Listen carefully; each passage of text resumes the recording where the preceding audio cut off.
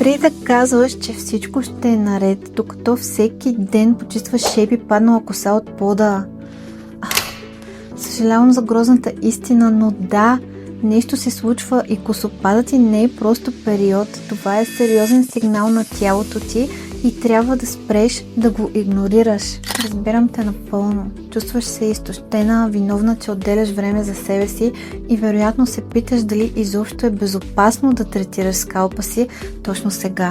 Проблемът не е в твоите хормони, а в това, че преминаваш през този период без правилната подкрепа и рутина. Създадох косологичния ритуал, давам най-доброто, което имам, грижа, за да бъде подкрепата, която ти е необходима точно сега. С него ти получаваш сигурност и една кратка, нежна и съвсем проста рутина, но с голямо внимание върху живота и самочувствието ти. Започваме с нежния Adira Extraordinary Scrub шампу, за да рестартираме скалпа и да възстановим метаболизма му. След това дълбоко хидратираме и подобряваме еластичността чрез баланс между хидратация и протеини с Adira Twilight Conditioner.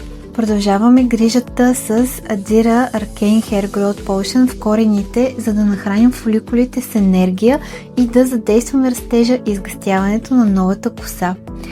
Завършваме грижите с Divine Shield за ежедневна UV и термозащита, защото твоята коса в момента е уязвима и има нужда от броня срещу външния свят. Добавям ти книгата Косология, за да знаеш какво и защо се случва. Това е твоят 90-дневен път обратно към теб самата.